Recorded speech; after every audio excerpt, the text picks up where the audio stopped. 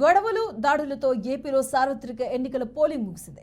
ఎన్నికల నేపథ్యంలో భారీ ఎత్తున హింస చెలరేగింది. ఎన్నికల పోలింగ్ రోజునే మొదలైన ఈ దాడులు పర్వం ఇంకా ఆ తర్వాత 2 రోజులైనా కూడా కొనసాగుతున్న పరిస్థితి. దీన్ని నియంత్రించేందుకు పోలీసులు ఎన్ని చర్యలు తీసుకున్నా పలు చోట్ల దాడులు మాత్రం కొనసాగాయి. ముఖ్యంగా పల్నాడు జిల్లాలో ఉద్రిక్తత పరిస్థితులు నెలకొన్నాయి. మాచర్ల, గురజాల, నరసరావుపేటలో చెలరేగిన హింసతో స్థానిక ఎమ్మెల్యేలను హౌస్ అరెస్టు చేయాల్సి వస్తున్న పరిస్థితి. అలాగే రాయలసీమలోని అనంతపురం జిల్లాలోనూ ఇదే పరిస్థితి. ఇక దీనిపై నిన్న కేంద్ర ఎన్నికల సంఘం తీవ్రంగా స్పందించింది. ఎన్నికల తర్వాత ఎంత విచ్చలవిడిగా దాడులు జరుగుతూ ఉంటే ఏం చేస్తున్నారంటూ సిఎస్ డీజీపీలను ప్రశ్నించింది. దాడుల్ని అడ్డుకోవడంలో మీరు విఫలమయ్యారనే అభిప్రాయానికి వచ్చింది. ఇక దీనిపై నేడు ఢిల్లీకి వచ్చి వివరణ ఇవ్వాలని సమన్లు పంపించింది. ఇక సిఈసి రాజీవ్ కుమార్ ముందు హాజరైన వీరిద్దరూ రాష్ట్రంలో హింసకు దారితీసిన పరిస్థితుల్ని వివరించనున్నారు. ఇక రాష్ట్రంలో హింస చెలరేగడంపై ఆగ్రహంగా ఉన్న ఈసీ దీన్ని ముందుగా ఎందుకు పసిగట్టలేకపోయారంటూ అధికారులను ఇప్పటికే ప్రశ్నించింది. దీంతో నిఘా వైఫల్యంపైన ఈసీ చర్యలు తీసుకునే అవకాశాలున్నాయి. ఇక రాష్ట్రంలో ఎన్నికల సమయంలో పల్నాడు జిల్లాలో చెలరేగిన హింసను అరికట్టే విషయంలోనూ నిఘా వైఫల్యమే కారణమని సిఎస్ డీజీపీ ఈసీకి వివరించే అవకాశం కూడా ఉంది. అలాగే పల్నాడు జిల్లా ఎస్పీని ఈ మధ్యే ఈసీ మార్చింది. అలాగే జిల్లా ఎస్పీలను ఈసీ మార్చిన చోటే హింస చెలరేగినట్లుగా వైసీపీ ఆరోపిస్తుంది. ఇక ఈ నేపథ్యంలో ఇదే వాదనను సిఎస్ డీజీపీ ఈసీకి వినిపించే అవకాశం కూడా ఉంది. ఇక పల్నాడు, రాయలసీమ జిల్లాలో చెలరేగిన హింసకు సరైన కారణాలు వివరించడంలో సిఎస్ డీజీపీ విఫలమైతే వారిపై వేటు వేసేందుకు కూడా ఈసీ సిద్ధమైనట్లుగా తెలుస్తుంది.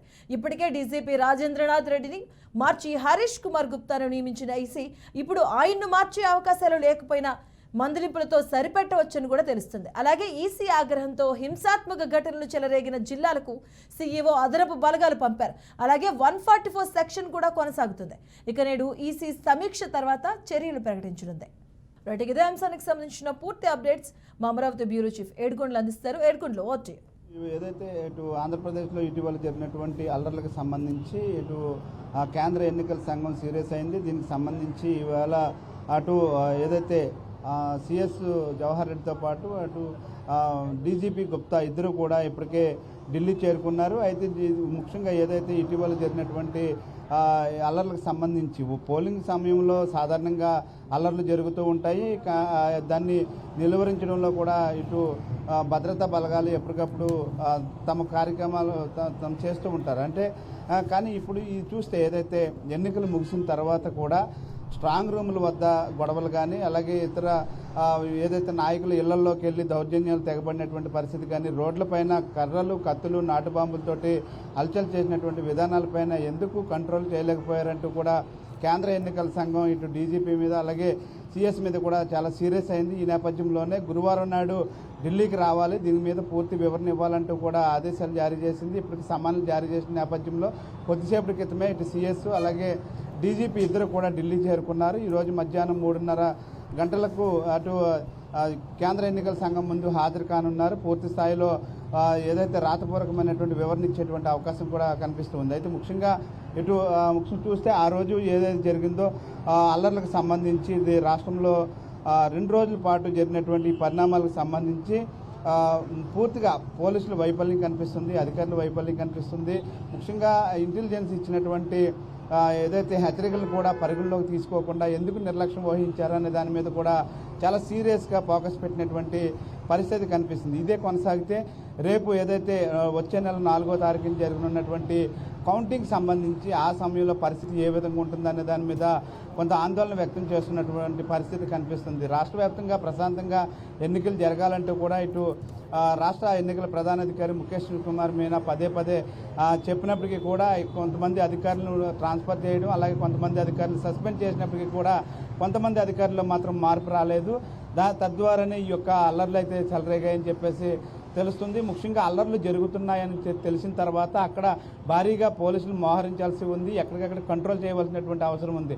ఒక పక్క పోలీస్ యాక్ట్ 30 అమల్లో ఉంది, మరోవైపు 144 సెక్షన్ అమల్లో ఉన్నప్పటికీ కూడా ఈ విధంగా రెచ్చిపోవడానికి గల కారణాలు ఏంటి అనే దాని మీద కూడా పూర్తిగా ఫోకస్ పెట్టినటువంటి కేంద్ర ఎన్నికల సంఘం ఈరోజు ఇరువురిని కూడా అక్కడ ఢిల్లీకి పిలవడం జరిగింది. ప్రస్తుతం ఢిల్లీ చేరుకున్నారు. మరికొద్దిసేపట్లో వివరణాత్మకమైనటువంటి వివరణ ఇచ్చేటువంటి పరిస్థితి కనిపిస్తుంది. ముఖ్యంగా ఏదైతే అటు ఇటు చూస్తే ఇటు ముఖ్యంగా నర్సరావుపేటలో టీడీపీ అభ్యర్థి పైన దాడులు కానీ, అలాగే కత్తులు కర్రలతో రోడ్డు పైన వీరంగం చేయడం కానీ, అలాగే చంద్రగిరి నియోజకవర్గంలో టీడీపీ అభ్యర్థి పులవర్తి నాని పైన జరిగినటువంటి దాడి, అలాగే ఈవీఎంలు భద్రపరిచే దగ్గర పులవర్తి నాని పైన జరిగినటువంటి దాడి, కర్రలు కత్తులతోటి ఆయన మీద విచక్షణ రహితంగా దాడి చేసినటువంటి సంఘటనలు ఇవన్నీ చూస్తే మొత్తం మీద ఈసీ అయితే మాత్రం చాలా సీరియస్గా ఉంది. రాష్ట్రంలో జరిగేటువంటి విధానాలు ఇవన్నీ కూడా ఇది ఏదైతే రాజ్యాంగానికి విరుద్ధంగా కొనసాగుతున్నాయని, గతంలో ఇటు ఏపీ సీఎం జగన్మోహన్ రెడ్డి మీద దాడి జరిగినప్పుడే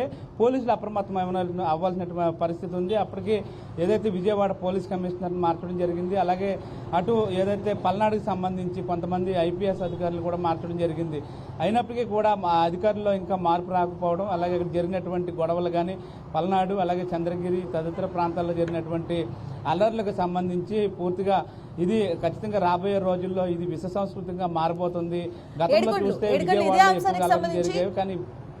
ఇదే అంశానికి సంబంధించి ఢిల్లీకి వెళ్ళడం జరిగింది అధికారులు, డీసీ కావచ్చు, ఈసీ కావచ్చు, ఈసీని కలవడానికి వెళ్ళడం జరిగింది, సిఈసీ కూడాను. దీనికి సంబంధించి కూడాను ఎలాంటి వివరణ ఇచ్చే అవకాశం ఉంది? ఎందుకంటే ఇటువైపు వీళ్ళు కూడాను ఒక పార్టీకి కూడాను పోలీసులు దానికి అంటే వన్ సైడెడ్గా వ్యవహరించారని కూడా చెప్పడం జరిగింది. ఎలాంటి వివరణ ఇచ్చే అవకాశం ఉంది అసలు? అంటే ముఖ్యంగా ఏదైతే మధు నిన్న చూస్తే అటు డీజీపీని ఇటు వైసీపీ నేతలు కలిశారు, అలాగే అటు టీడీపీ నేతలు కూడా కలిసినటువంటి పరిస్థితి కనిపిస్తుంది. గవర్నర్ను నిన్న టీడీపీ నేతలు కొంతమంది కలిశారు. ఇవన్నీ కూడా ఒక పార్టీ మీద ఇంకొక పార్టీకి బురద జల్లుకునేటువంటి ప్రయత్నాలు తప్ప ఖచ్చితంగా ఈ గొడవలు మాత్రం రెండు పార్టీల వైపు నుంచి కూడా జరిగాయి. రెండు వైపు పార్టీల నుంచి జరిగినప్పుడు కూడా ఒక పార్టీ మాత్రం ఏదైతే అటు ఇక్కడ ఉండేటువంటి రాష్ట్ర ఎన్నికల సంఘం మీద బురద జల్లేటువంటి ప్రయత్నం అయితే వైసీపీ చేసింది.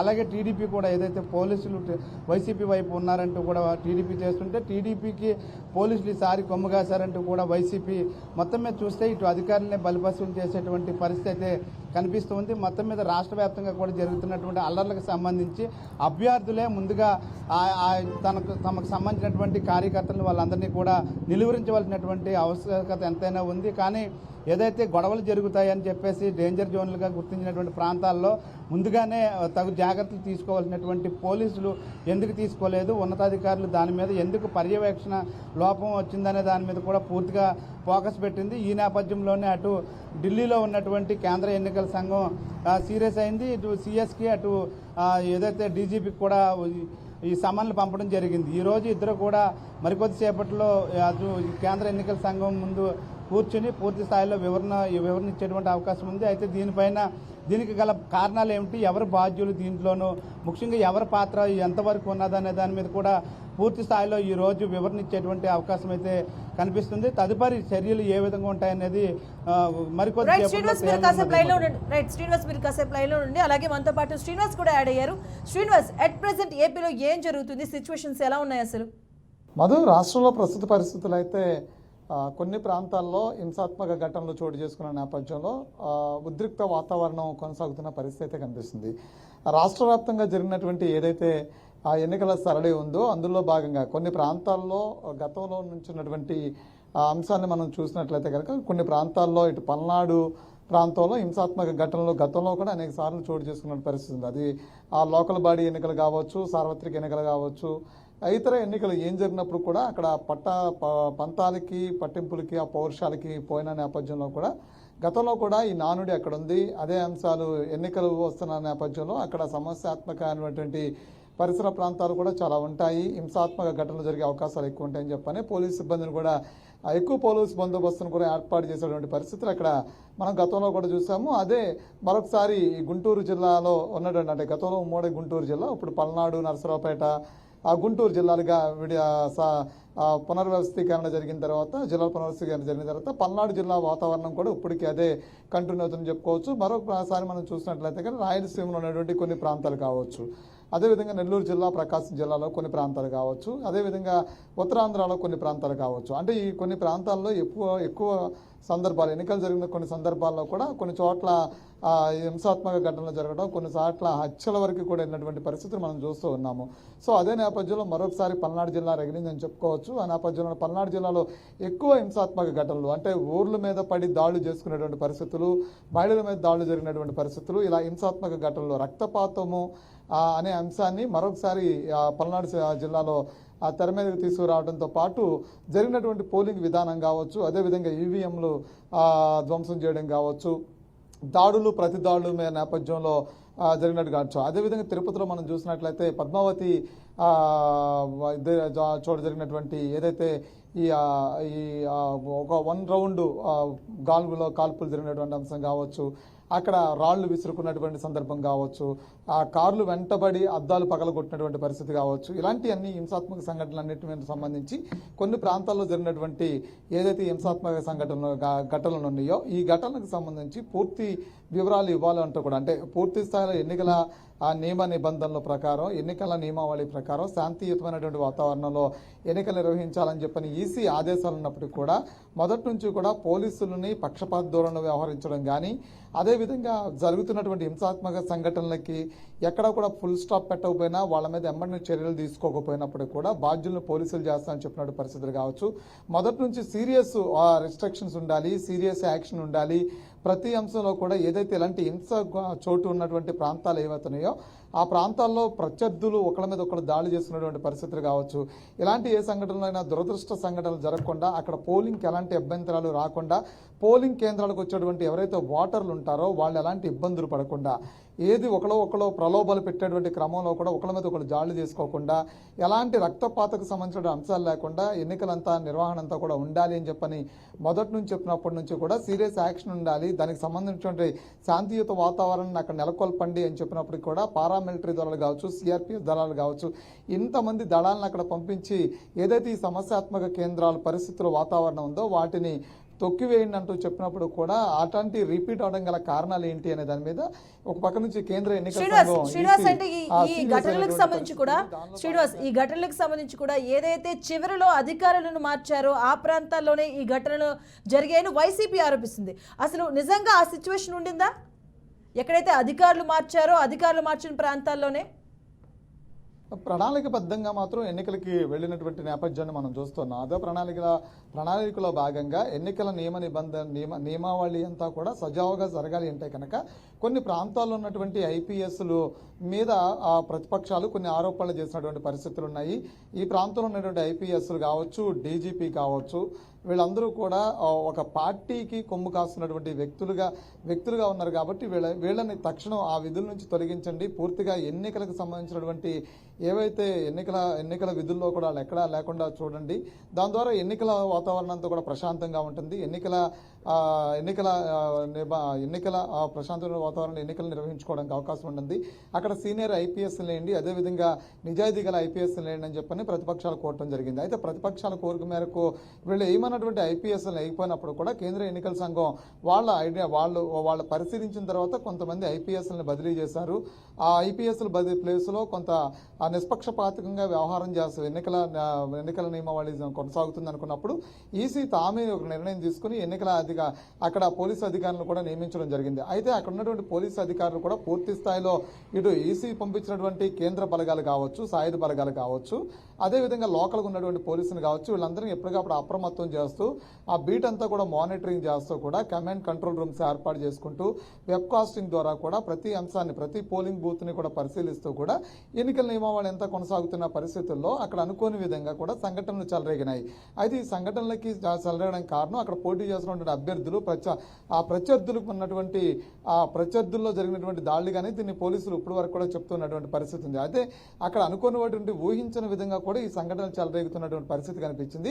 అయితే పోలీసుల అధికారులు ఎప్పటికప్పుడు అప్రమత్తం అవడం వల్ల ఆ సమస్య ఏదైతే ఆ సంఘటనల్ని ఉధృతం కాకుండా ఆపగలిగినటువంటి నేపథ్యాన్ని కూడా పోలీసులు ఆపగలిగారు అనేది ఇటు ఐపీఎస్ నుంచి అనిపిస్తుంది. అయితే మరోపక్క నుంచి ప్రతిపక్షాలు మాత్రం ఎక్కడైతే ఈ ఐపీఎస్ను మార్చారని చెప్పిన సజ్జల రామకృష్ణారెడ్డి, ప్రభుత్వ సలహాదారు సజ్జల రామకృష్ణారెడ్డి కూడా ప్రెస్ మీట్లో మాట్లాడుతూ కూడా ఆయన కూడా ఇదే అంశాన్ని తెర మీదకి తీసుకురావడం జరిగింది. అయితే ఎక్కడైతే ఐపీఎస్లను మార్చారో ఉద్దేశపూర్వకంగా ఎన్నికల అధికారులకి ఫిర్యాదులు చేసి చేసి అక్కడ ఐపీఎస్లు మార్చడం ద్వారా నిజాయితీ గల ఐపీఎస్లు పోవటం వల్ల కొంతమంది పార్టీలు ఇప్పుడు అంటే వాళ్ళు కూడా అదే పరిస్థితి చెప్తున్నటువంటిది. కొంతమంది పార్టీలు కొమ్ముగాసిన ఐపీఎస్ను తీసుకురావడం వల్ల ఈ దమనగాండకి అవకాశం చెలరేగడానికి అవకాశం కల్పించింది ఈసీ అని చెప్తుంది. అంటే నిష్పక్షపాతంగా ఈసీ ముందుకెళ్ళలేదని చెప్పనేది ఇటు అధికార పక్షంలో ఉన్నటువంటి సజ్జల రామకృష్ణారెడ్డి చెప్తున్నారు. వాళ్ళు భావిస్తున్న అంశం కూడా అదేగా చెప్పుకోవచ్చు. మరో పక్కన చూస్తే కనుక హింసాత్మక ఘటనలు పెరగకుండా చేయగలిగామని చెప్పనేది ఈసీ చెప్తున్నటువంటి వాదన. దానికి పోలీసు అధికారులు కూడా అదే చెప్తుంది, సిఎస్ కూడా అదే చెప్తున్న నేపథ్యం కనిపిస్తుంది.